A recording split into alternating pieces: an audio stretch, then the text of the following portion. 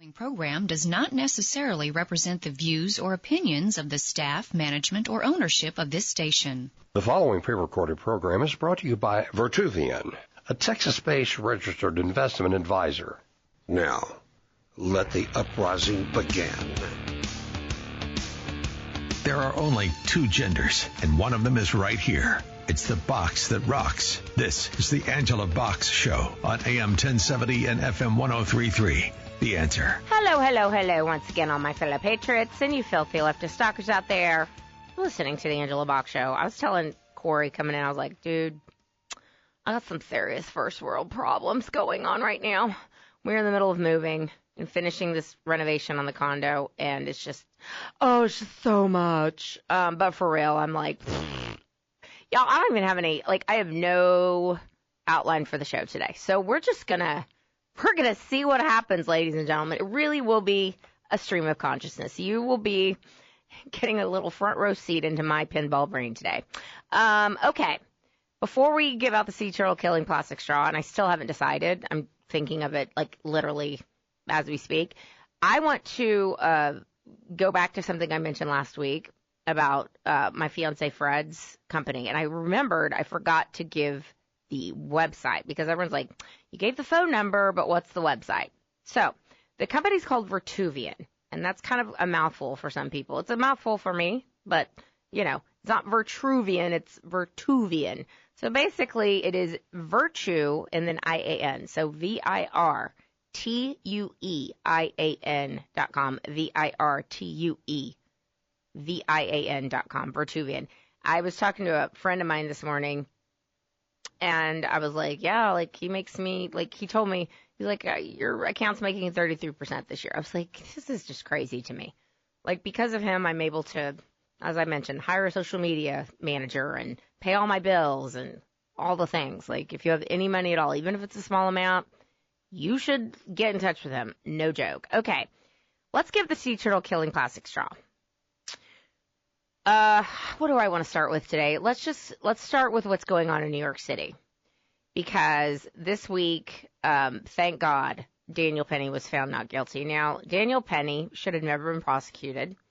Daniel Penny was doing what any formerly alpha males should have been doing for their fellow subway passengers in New York City, and by that I mean the man who died was a guy named Jordan Neely.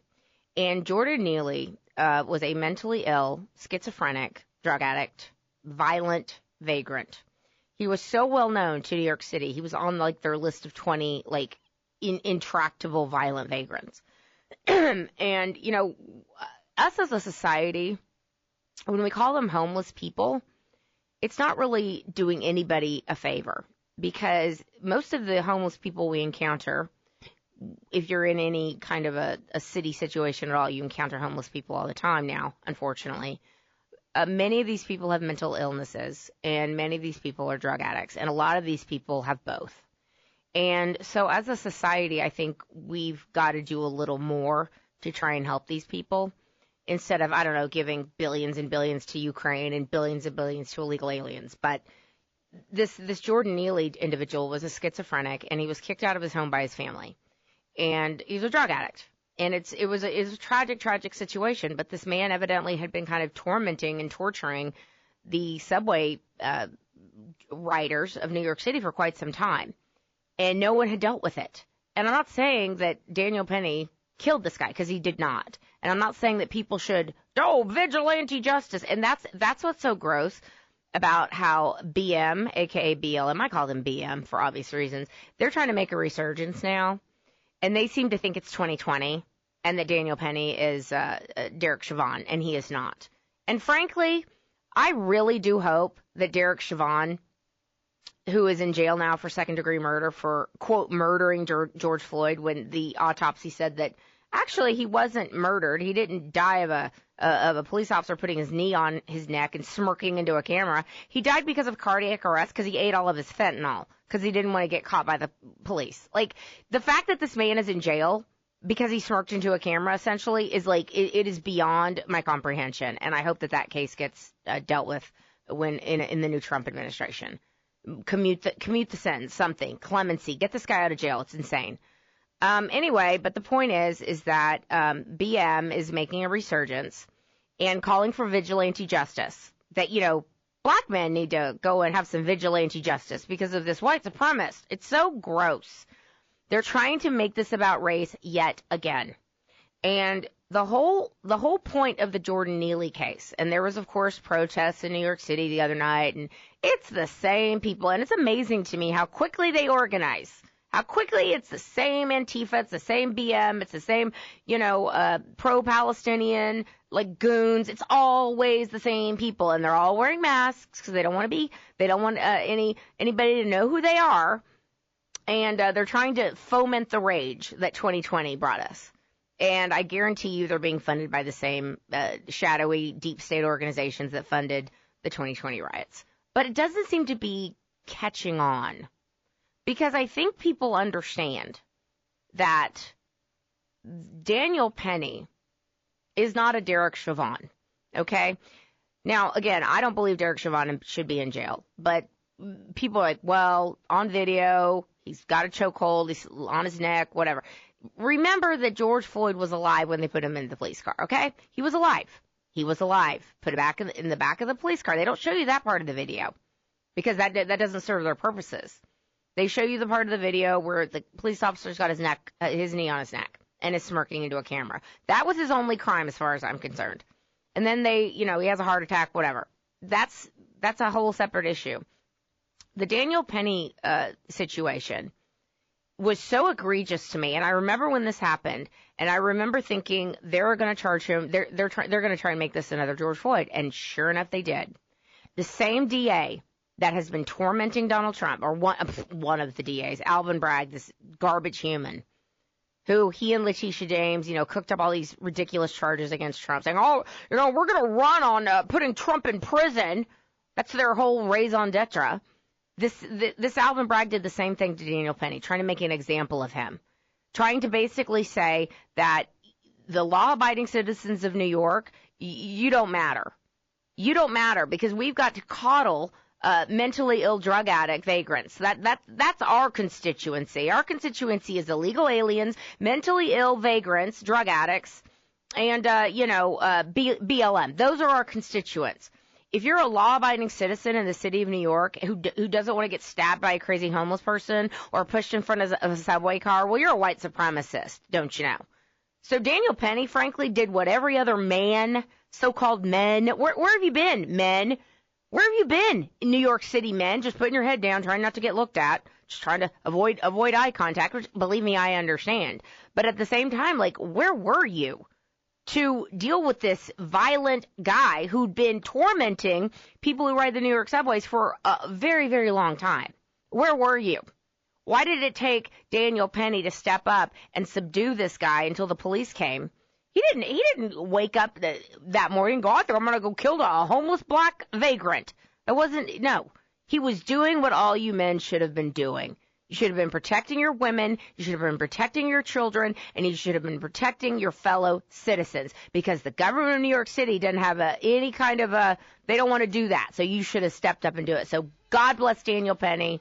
And God bless the fact that this jury did the right thing. And sorry, BM, it ain't 2020. You're not gonna be able to do what you did in 2020. Sorry. All right, you're listening to the Angela Box Show. I'll be right back. It's conservative, air combat, armed and ready. This is the Angela Box Show on AM 1070 and FM 1033. The Answer. Okay. Last week, when we taped the show, when I taped the show, I say we, the royal we, when we taped the show. I hate when people do that, by the way.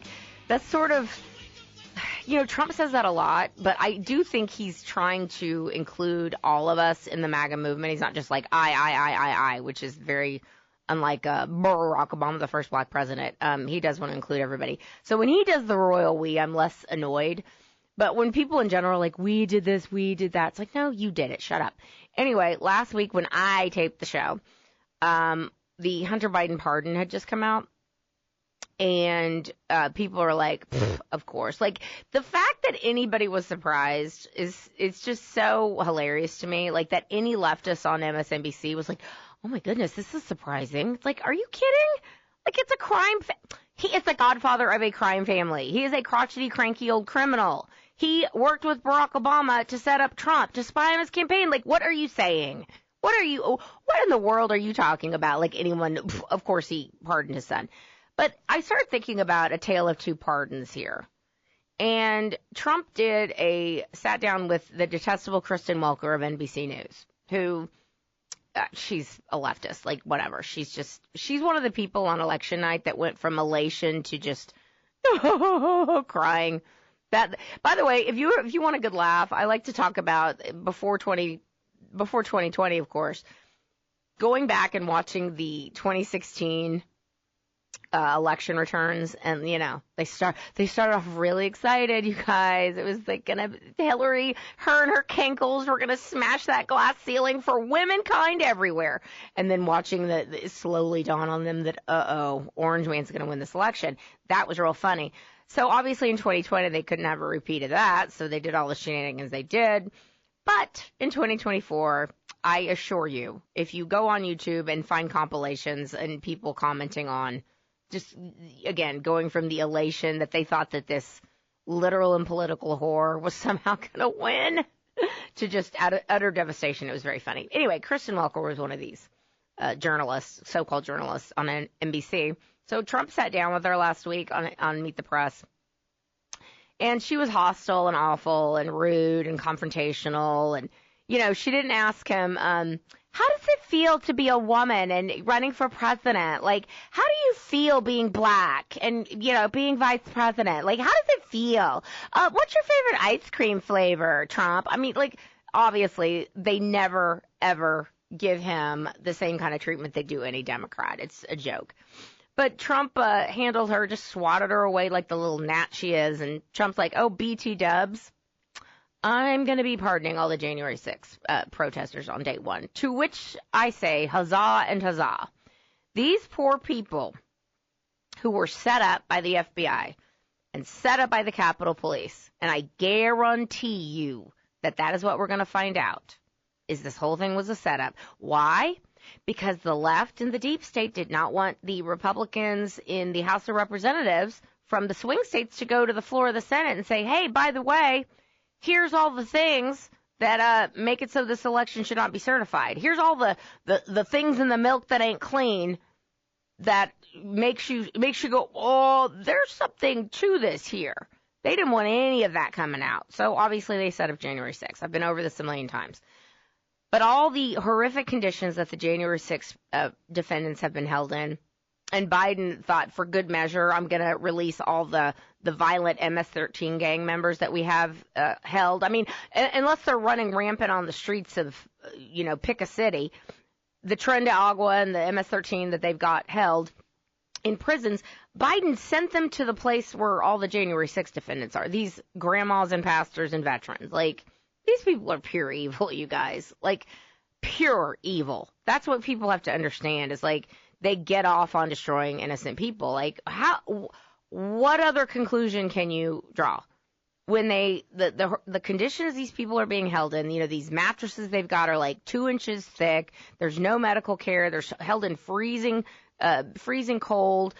People are getting cancer, losing eyes, getting in these horrible, fights with actual criminals, violent rapists and murderers. Like, they're being held with the most horrible people. These people that literally walked in the Capitol and were looking around and like they were on a tour. That's the level of evil we're dealing with. So Trump's saying, you're damn right, I'm going to pardon them all. And I hope he also pardons Tina Peters, who, I've talked about this before. She's the county clerk of Mesa, Colorado. Tiny county in Colorado. It was a pretty Republican area, and suddenly, weirdly enough, it went blue in 2020. And so the rule was, or the law was, they were supposed to keep the servers intact for like 18 months or something like that. And so she became alarmed because she heard that the Secretary of State of Colorado and a representative from who? Oh, that's right, Dominion Voting Systems, were going to come in and wipe the servers. Okay? So she was like, well, that's weird because we're not supposed to do that. So she took a snapshot of the server and sent it to the sheriff of Mesa County. Well, that got out. And so they charged her with, I don't even know what they charged her with, but this insane Democrat judge threw this woman in jail for 9 years for trying to show there's some criminality going on here. Something in the milk is not clean. You don't have to do all these things, Dominion voting systems, if your machines are clean and pure as the wind-driven snow. You don't have to threaten to sue people for $1 billion if you're on the up and up, okay? You could just be like, let me open my systems to you all. Let me show you my algorithms, but they don't do that, do they? No, they sue. So anyway, I don't want to get sued for $1 billion, so I usually call them the Voldemort machines. But anyway, Tina Peters needs to also be pardoned. I could think of some other people. Like I said, Derek Chauvin, grant him clemency. Oh, you want to watch the left's hair you want to watch their heads just explode into a million pieces? Have Trump give Derek Chauvin clemency. Just watch the meltdown. Anyway, he'd be like, they haven't had any meltdowns in the last 24 hours. Let me grant Derek Chauvin clemency and watch it. Anyway, so I just thought it was interesting because, the left doesn't have any problems with the Hunter Biden pardon. The Hunter Biden pardon, which, went back 10 years, covers all the nasty crap on that laptop. I'm going to remind you, it's not just that he was the bagman for a crime family and he was using, and Joe Biden was the big guy and getting 10% and using his position as vice president in order to enrich his family. Like, that's bad enough. Like, that's treasonous enough. And I keep reminding everyone that there are no statute of limitations for treason. So your pardon is only going to go so far, people. Anyway, put that aside. The other stuff that's on his laptop, the photos of him and little girls, if you catch my drift, the photos of him doing wildly illegal and inappropriate things with women who may or may not be of age, and also little girls. Like, I've seen it. It's hard to find, but I've seen it. So the fact that he's been pardoned for all of that is telling. And then you've got the meltdown over Trump saying he's going to pardon the January 6th defendants. Like, January 6th only matters to the media and to far-left Democrats who now want preemptive pardons for people like Liz Cheney and Adam Kinzinger and Jamie Raskin and Gerald Nadler and Adam Schiff and John Brennan and James, whatever, all the criminals. They want preemptive pardons for those people because the gaslighting that they're doing now is saying that Trump is going to go after our political enemies. It's like, wait, what? No, you guys went after your political enemies. You guys tried to throw Trump in jail for 600 years. You guys threw veterans and grandmas and pastors and just normal everyday Americans who happen to be entrapped into your little sting of January 6th. You're the ones who want to torture people to basically say, don't you dare try this again. I mean, that's what January 6th is all about. It's the deep state flexing and telling normal Americans, don't you dare. Don't you even think about coming after us or trying to expose what we're all about or mess with our money. You're effing with my money, as they say. That was the deep state flexing. Well, guess what? The shoe is now on the other foot. And when the fact that the deep state, they got Matt Gaetz' scalp and he had to drop out and everything. And we now come to find out that there was some ugly Democrat woman who's responsible for leaking the very inflammatory and unproven charges against Matt Gaetz, which again, Biden DOJ looked at this thing for 3 years. 3 years, okay? The whole if there's smoke, there's fire thing doesn't really apply here because we know what the left will do. They Kavanaugh'd Matt Gaetz, essentially. They made stuff up. They could not prove anything about trafficking underage girls or whatever they said he did. If they had any proof whatsoever, even a scintilla, that man would have been strung up, and you and I both know it. Well, Now, they obviously tried to Kavanaugh Pete Hegseth. And Pete Hegseth, to his credit, now, look, I don't know, maybe I'm going to give a caveat here. The way Matt Gaetz dropped out so quick, it was, to me, a little weird. Like, and now he's like, oh, I'm going to do a show on OAN. And I'm like, what? Like, I wanted him to be special counsel. Like, it was, I don't know. I mean, who knows? Who knows? I guess my point is they couldn't prove it. Like, maybe there was something weird. I don't know, but they couldn't prove it is the point. But Pete Hegseth is like, I am not going to let you Kavanaugh me. I am not.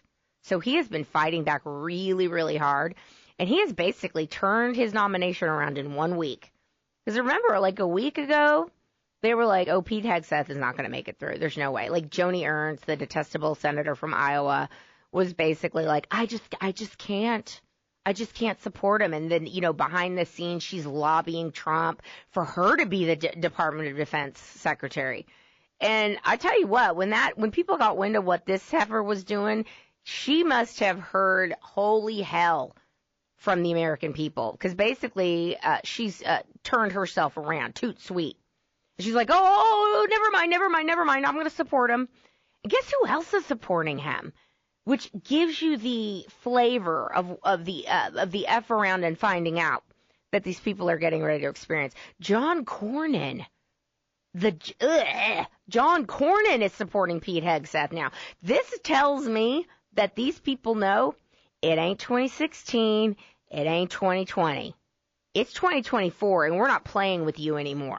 The American people are saying to the deep state and these warmongers, we're done.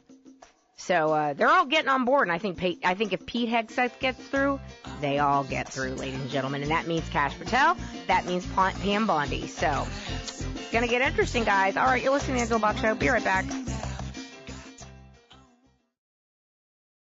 Infuriating the far left, Democrats, socialists, and communists. It's Angela Box on AM 1070 and FM 1033. The Answer.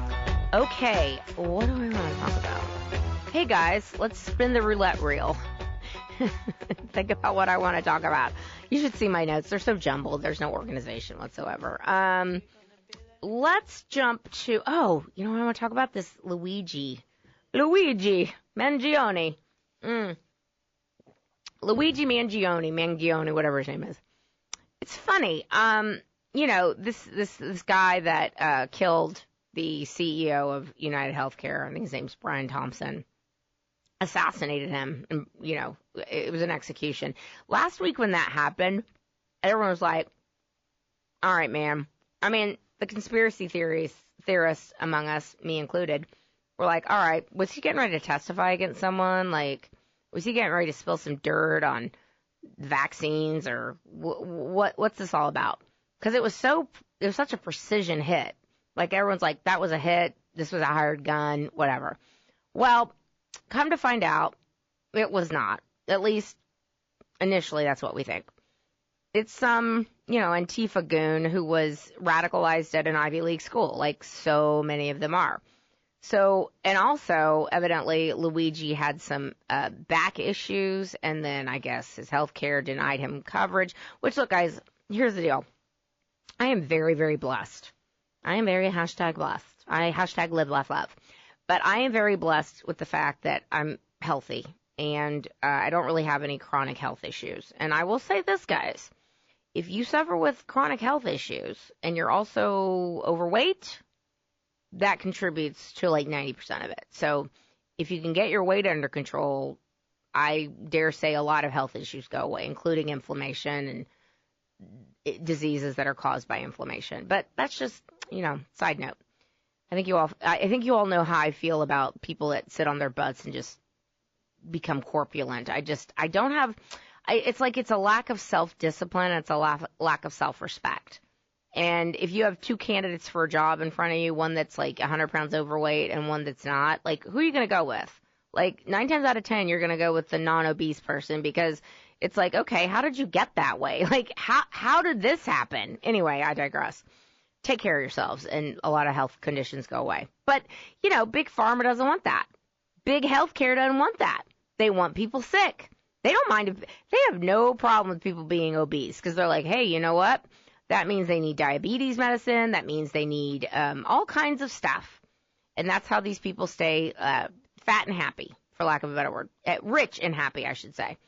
Anyway, obviously, no one is supporting vigilantism like this.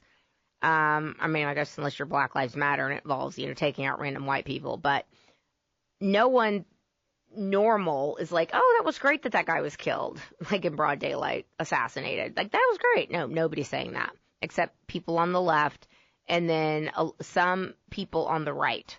Now, most of it is coming from people on the left. And what's gross is that, you've got subreddits, and admittedly it's Reddit, but whatever. Reddit is such a leftist cesspool. Like, good luck trying to post something on there that's even mildly conservative. You're going to get kicked off immediately. But, subreddits are like cheering this guy on like he's some sort of a folk hero. This whiny former Washington Post columnist, Taylor Lorenz, not columnist, reporter. No one really cares about what she has to say. She was crying because someone was making fun of her. She, followed him on Twitter, X, and, was basically cheering on the fact that this guy got murdered. It was wild. This is I guess the danger I think we are in right now, and I hate to use that word because a lot of people just, it's a hysterical kind of sounding word, but I think the danger we are in right now as a society is that we've got a certain subset of people that don't seem to have a problem with that man being murdered. And people like the head of Black Lives Matter in New York City, what's his name? Hawk Newsom or something like that. Hawk Newsom, yeah, that's his name. Hawk Newsom basically saying, we need to have some black vigilantes. Just go out and, start killing white people. There's a subset of our population that doesn't find anything wrong with that. There's a subset of our population that's October 7th and murdering Jews, up close and personal, that's great. We should keep doing that. There's a subset of our population that needs the constant drama, or they don't make money and they don't have a reason for getting out of bed in the morning. So with Trump coming in and basically, again, daddy's home, better clean up the party because dad's coming home. That's going to put a stop to a lot of this. But trust me when I tell you, the left isn't going to go away. They're cockroaches. You might kill a few of them. Metaphorically, of course. You might smash a few of them, but there's going to be, hundreds to take their place behind when the lights go out. And then the lights come on and they scurry. But this whole Luigi Mangione thing being a folk hero is troubling. Now, those of us who are in conspiracy world, which again, if you're not a conspiracy theorist, what's wrong with you? It could be an Occam's razor situation. The Occam's razor says the most likely scenario is the most likely outcome. So the scenario is this guy was very, very disgruntled about the health care he received, that his insurance provided. And listen, you can thank Barack Obama for the current state of the healthcare system, okay? Because Obamacare created a situation where people with money were subsidizing people who don't have money, and then there was more red tape than ever before. And Trump, hopefully, I'm sure that he and Kennedy and other people that are very smart, and when Trump said, I've got concepts of a plan, people made fun of him for that. Because it's yeah, he's got concepts. He's not in the healthcare field, but he has people around him that know what to do. He has people who understand the free market that have ideas. So I imagine that we're going to have healthcare addressed, and it should be. But, Obamacare made it worse. And so I understand this guy's gripe. But again, I don't agree with how he went about it. But, Occam's razor says that he was disgruntled about this. And so he was disgruntled about X, and so Y, he killed this guy. And, of course, but here's the weird part. Keep in mind what they did with Audrey Hale, the Covenant Christian School transgender shooter. They wiped her social media, immediately. They sat on that manifesto, and they still wouldn't release it. It was leaked. News leaked by probably police in Nashville who were like, we are sick of this. We are sick of lying about what this lunatic said in her writings, in her own words, about killing Christians and, killing people who are against transgenders. Like, we're not going to sit on this. This needs to be out there. People need to understand how radicalized these people have become.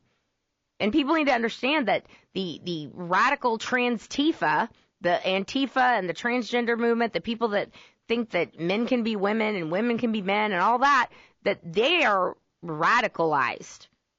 And side note on that, Nancy Mace, who's a congresswoman out of South Carolina, who, I don't know, something about her just kind of sits with me not great.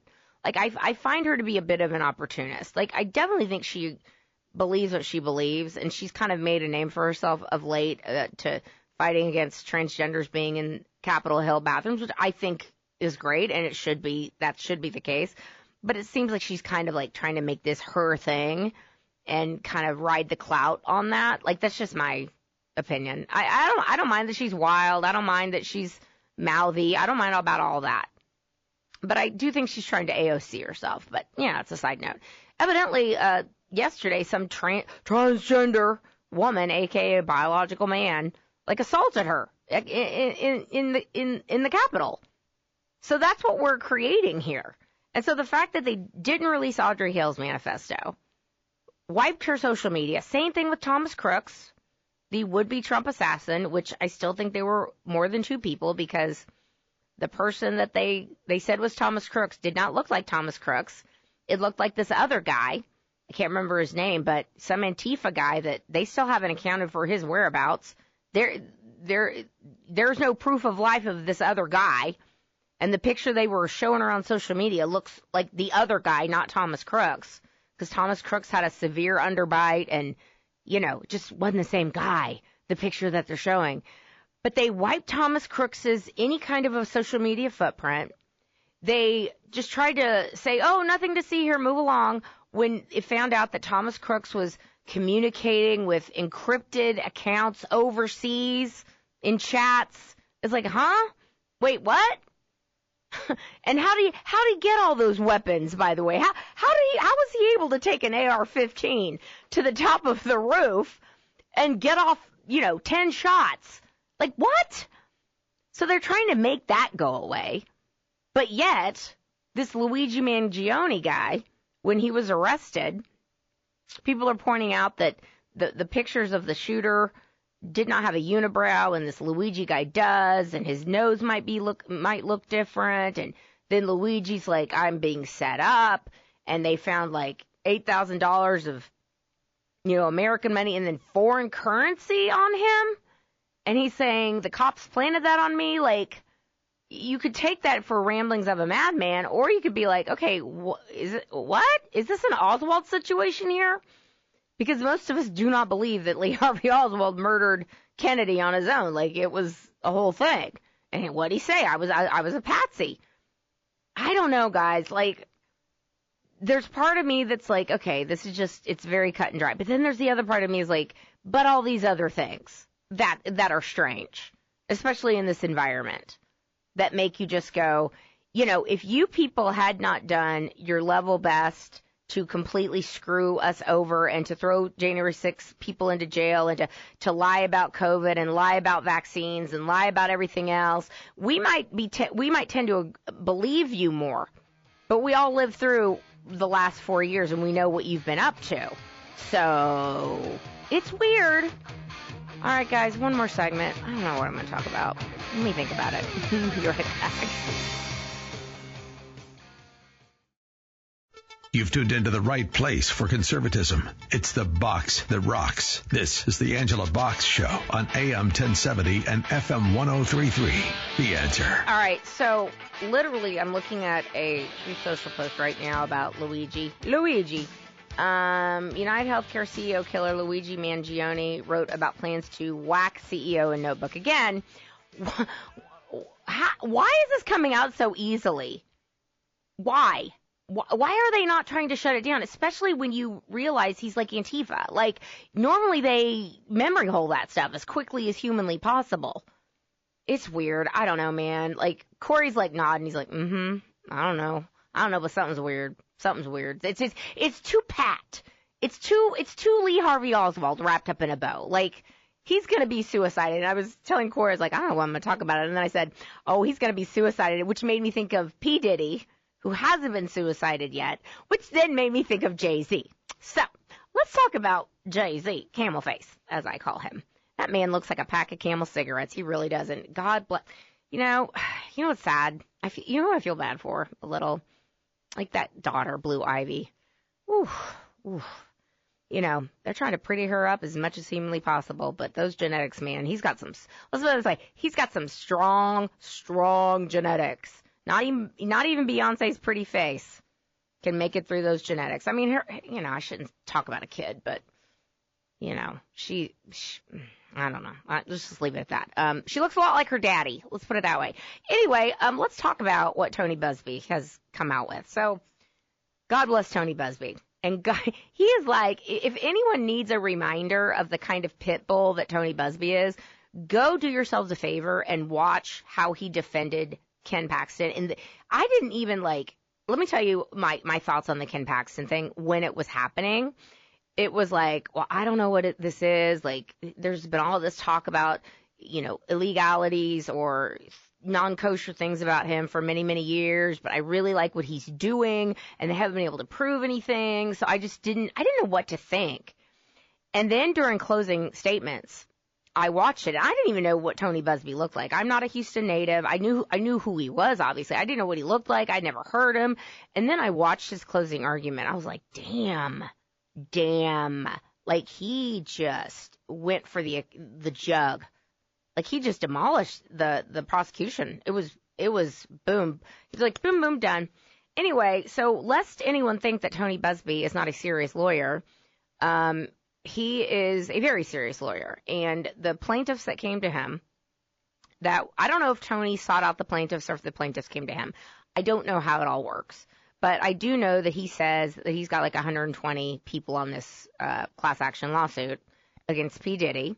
And remember a few weeks ago or a couple months ago, he said, I assure you that once our due diligence is done and once we have a case that is 100% solid, that has no holes whatsoever, that you will know the other people that I am referring to. He said that these are very high-profile people, and soon you will know their names. Well, earlier this week, Camel Face himself, Jay-Z, rapper, I don't even know his real name, Sean something. I don't know. What's his name? Corey, what's his name? Sean what? What is Jay-Z's real name? Sean Carter? Thank you. Sean Carter. Oh, yeah, Carter. Okay. Sean Carter. That makes sense. Blue Ivy Carter. Okay. Duh. Anyway, Sean Carter is his name, Jay-Z. Jay-Z used to be, I think, a crack dealer and many other lovely things. So, Tony Busby came out this week and put his name on everyone's lips and said that Sean Carter, a.k.a. Jay-Z, was one of the people that was involved in raping a 13-year-old girl with Sean Puff Daddy, P. Diddy, whatever comes. And, of course, Sean Carter was like, this is ridiculous, and this didn't happen. And it was but, like, if you've read the statement, I'm not going to read the whole thing because it's real long and rambling, and there's lots of misspellings. Like, he said something about psychic pain or something like that, and he spelled it physics. Like, he's not, look, I guess when you understand his background, he's not like the sharpest tool in the shed, education-wise. I mean, I'm not taking anything away from what he's done in his business career and rapping and all that crap. And it takes a special kind of a talent to do all that. But education-wise, he's not the sharpest tool in the shed. And it's clear that he wrote this statement himself. And it's giving me, as the millennials would say, it's giving a Puff Daddy statement. Because remember, when all the allegations against Sean Combs came out, the statement he gave was like, I vehemently deny all this. This is ridiculous. These are people looking for money and da-da-da-da-da. Same kind of vibe, guys. So let me read a little bit of this. My wife and I will have to sit our children down, one of whom is at the age where her friends will surely see the press and ask questions about the nature of these claims and explain the cruelty and greed of people. I mourn yet another loss of innocence, he added. So he's like, oh, my poor daughter. I don't care about the 13-year-old that I raped, allegedly, but my daughter, who's that age, I mourn the loss of innocence of her. Like, let's keep it 100, okay? Like, she was not innocent. This girl, listen, Blue Ivy is Beyonce's daughter, okay? She's flitting around wearing, $5,000 tennis shoes. Like, come on, spare me, all right? Like, she probably has a gold cereal bowl at this point. Like, she's not innocent, all right? She's been raised in the lap of luxury and all that entails. I'll continue. I mourn yet another loss of innocence. Children should not have to endure such things at their young age. Again, grammatically incorrect. I mean, this is written. You know what it's like? It's like when you see someone who's uneducated or has a lack of an education, the way they speak in this very flowery, like it's like doing too much. It reminds me of, if you've never seen y'all, I'm telling you, one of the funniest, it's probably my favorite stand-up special of all time. It's Martin Lawrence, You So Crazy. Okay? So, like, Martin Lawrence has this whole bit of his friend that goes to the prison and then comes back, and he's like, yo, when I was incarcerated for my past trivialities and just the flowery, excessively flowery language of someone who's kind of uneducated. It's giving that vibe. Anyway, I'll continue. Children should not have to endure such at their young age. It is unfair to have to try to understand inexplicable degrees of malice meant to destroy families and human spirit. It's like, so Jay-Z thinks, this is what you have to, wrap your brain around. Jay-Z thinks, or this is what he's telling his wife and child, and I guarantee, I'm sorry, can we keep it 100 here? Do you not think Beyonce might have known about all these things with all the pictures with her and Diddy and Oprah? Like, do we really not think that Beyonce at least has a cursory knowledge of such things? But this is what Jay-Z wants everyone to think. Tony Busby, who could get sued into oblivion until the end of time if he does not have all of his chickens lined up in a row and his ducks lined up in a row. Everything is double, triple, quadruple, 5 times, 20 times checked. Everything checks out. All the things he's got in his back pocket here. He's a lawyer. He's not a stupid man. He doesn't just say things willy-nilly. All right? So Tony Busby just, he's sitting around one day with his legal staff. He's like, you know what we should do?